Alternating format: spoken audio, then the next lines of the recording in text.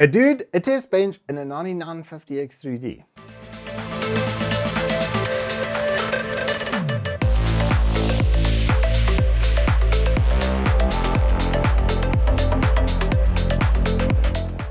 Good afternoon, welcome to Turbo Tortoise Tech. If you're new here, I'm Reese of the 4-piece variety of Wooks Triple XL. And as our namesake goes, we like to turbo things. And this is a really good way to turbo your multi-threading machine so that it can still play games. What AMD has done here is somewhat genius in a lot of ways. This is still two CCDs and it's still a split setup like the 7950X 3D and even the 7900X 3D. Yeah, that was the correct model number over there. I totally remember that. But they still had latency issues and stuff, and they've cured it by just adding a bit of clock over the 9800X 3D, and now you effectively have pretty much almost the best gaming CPU. It's like 1% slower than the 9800X 3D on average in gaming, but you get massive gains in multi-threading. Almost, well, pretty much in some areas, more than 1-for-1 scaling per core. It actually beat the 9800X 3D in Cinebench by more than twice, and in other places about, say, 1.8 to 1.9x. It doesn't always scale like that. There are a couple of areas where it's not going to be exactly like 1-for-1 like that, but for the most part, this is truly now just kind of like a GG stroke at the moment for desktop CPUs. Anyhow, let's get straight into it. The 9950X 3D, the big changes are the positioning of the actual Vcache system. It has been moved to a different space in the actual CPU die, and that's going to allow you to cool it and overclock it more effectively. Big plus from that. 144 megs of total cache, 128 megs of level 3 cache is a ton.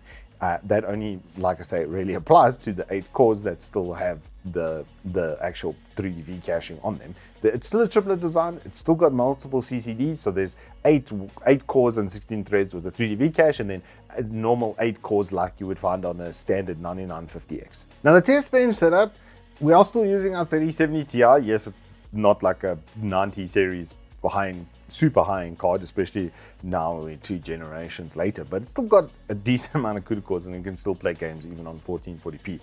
Very comfortably, as you'll see when we get into the benchmark data.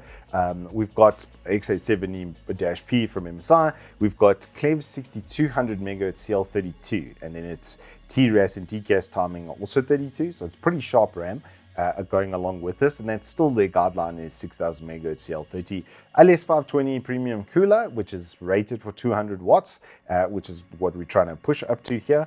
And then we've got an 850 watt gold powering this test bench setup. So more than enough wattage. Even if the CPU and GPU were at their maximum load, you're still going to get to about 500-600 watts at absolute maximum, and you're never going to have an environment where you use all of that at the same time. So let's just start off with Cinebench. As I said, 43,000 on the 9950X 3D.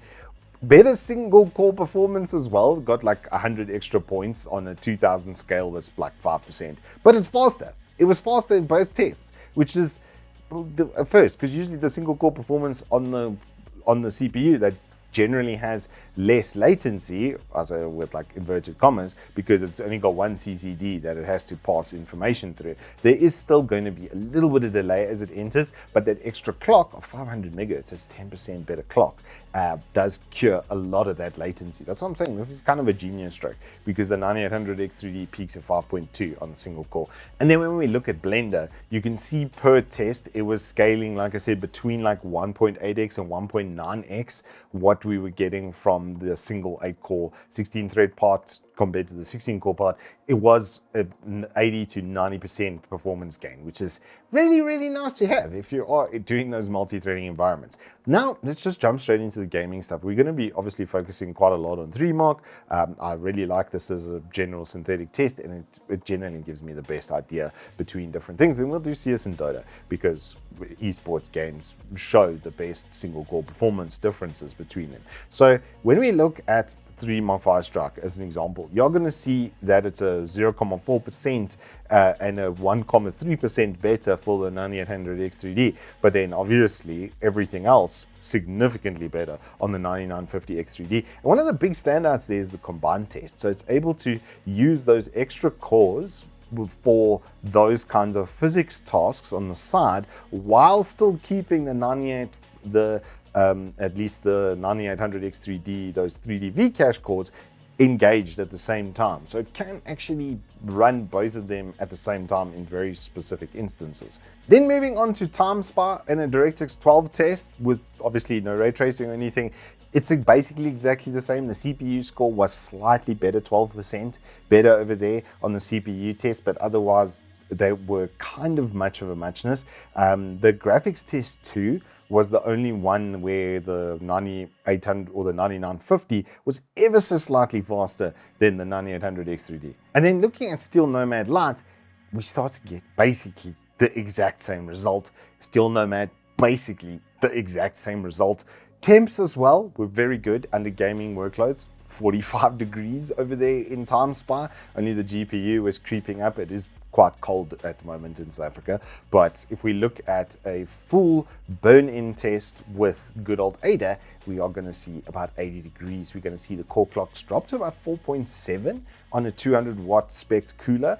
The fan and stuff didn't have to go super rampant. I made sure that it didn't just blow the test kind of out of the water. I locked it to at 50% to make sure that, you know, you'd have a reasonable fan curve on a 240 to see if a 240mm is viable, but it is a 200 watt part. It is going to chow about 190 to 200 watts on its maximum load. It is a 170 watt TDP part, so I would say spec a 360mm or a 280mm, like high-end 280mm rad to go with the 9950X3D. If you are spending this amount of money on it, I would think that that's probably what you would get along with it. At least I flip and hope so for its own sake.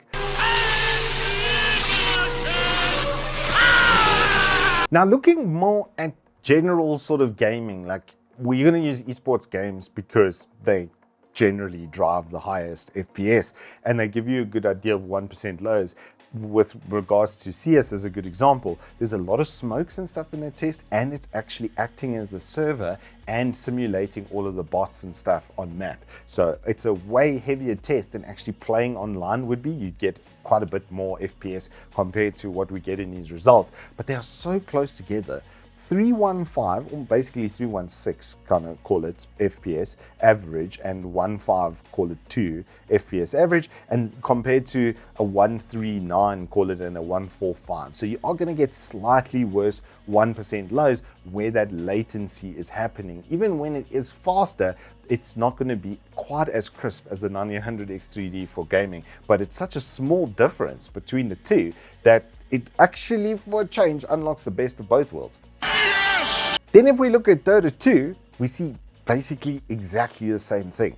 The run that I've got is the Bet Boom versus Azure Array team fight, which lasts like basically a minute and a half of a team fight with all of the new particle effects and such going off. And what, 215 versus 214, 157 versus 148. The maximum FPS is locked at 240. Not that you ever really sit there in those fights, but basically exactly the same. The 1% lows was actually slightly better on the 9950X3D, but that 0.1 was at 29 FPS. So I set up a game and did the Xbox Game Bar thing where you tell it that it's now actually playing a game, that it should treat this as a game, which is the inherent core parking mechanism that they've built into Windows. So you get a way to make sure that it disables the normal cores and then your threads don't run through them, and not that you're really going to need more than 8 cores. In like 99% of games they're going to use maybe 2 to 4 sort of cores or threads. So yeah, unless it's a massive simulation game like Ashes of the Singularity is a great example, you're really not going to benefit from having all that many extra cores. Right. So I ran the benchmark again with those settings, and it actually improved pretty significantly almost across the board. But the big change was in that 0.1%. It basically doubled the FPS in that area. So you might be robbing yourself of performance. You just hit Windows key G, you go to settings on the top right, and you just tell it that this app is a game while that app is in the front foreground, full screen, and then it will go, okay, I know that this app is a game. And then it actually has a subroutine in Windows that lies to the processor and tells it, no, this is only, or lies to the game and says, no, this is actually only an 8-core CPU. Very, very clever, very straightforward way to go about doing it. It was basically exactly the same as the 7000 series, except now that it really works and you can actually see real world performance results from this. So TLDR for this really is now then the best of both worlds kind of product. That's an insane amount of multi-threading. Once you're going over 23,000 in Cinebench, you really aren't going to run into an issue anywhere. If you want to use it as a production PC for like doing live streams and using software encoding through it, there's more than enough headroom here for like multiple streams, which is a big plus. If you're going to be using it for 3D rendering, etc., etc., you can see they've really pulled the rabbit out of the hat. The increased boost clocks are taking care of the problem that it was having with the latency as it's going through the two CCDs. So there's two different chiplets on the actual CPU that are kind of just smushed together, and then when the traffic comes in for a request, it then splits off into the two different pipelines. So by disabling that whole right side pipeline, it's still gonna have a little bit of latency from it going through that instruction set, because you just don't need it on a 9800X3D, and they've made the pricing equivalent to getting that separation between the two. So if you don't need a huge amount of multi-threading, you're not forced into buying that chip. But if you do need a lot of multi-threading, then you can spend the extra bit of money and you can get the best of both worlds, and properly. It's not like you're making huge concessions over here. You're talking percentages difference between the two different CPUs.